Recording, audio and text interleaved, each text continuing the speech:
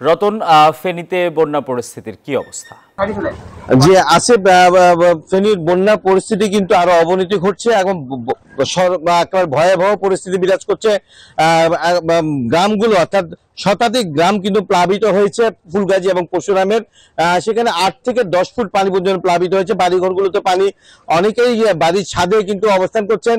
আমরা উপজেলা পরশুরাম উপজেলা নির্বাহী কর্মকর্তা যেটা জানিয়েছেন যে প্রায় তারা ডিঙ্গি নৌকা দিয়ে 100 জন মানুষকে এখন পর্যন্ত উদ্ধার করেছেন এবং অন্যান্য মানুষকে উদ্ধার করার জন্য কিন্তু সেনাবাহিনী এবং কোস্টগার্ডের সহায়তা চেয়েছেন এবং স্বেচ্ছাসেবক বিভিন্ন স্বেচ্ছাসেবী সংগঠনগুলো কিন্তু ত্রাণ সামগ্রী নিয়ে আসলেও কিন্তু তারা অর্থাৎ প্রবল স্রোতের কারণে কিন্তু গ্রামগুলোতে প্রবেশ করতে পারছেন না এবং মানুষের দুর্ভোগ কিন্তু বাড়ছে।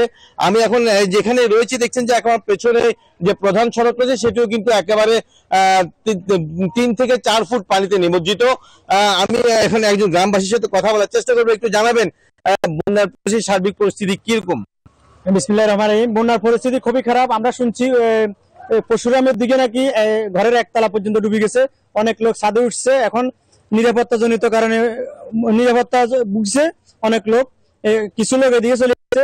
আমাদের এদিকে অনেক পানি। আপনারা শুকনো খাবার পেয়েছেন কিনা? আমাদের এখানে কোনো শুকনো খাবার নাই এবং আমরা দোকানে গেছি, দোকানে বন্ধ সব, আমাদের কাছে কোনো খাবার নাই। জি ধন্যবাদ। প্রশাসন থেকে কোনো রতন, আপনাকে ধন্যবাদ। মাইক্রোফাইবার কটনের তৈরি ক্লিন মপ, যা ঘরের ফ্লোরকে করে ঝকঝকে পরিষ্কার। ক্লিন ফ্লোর মপ, সহজেই পরিষ্কার।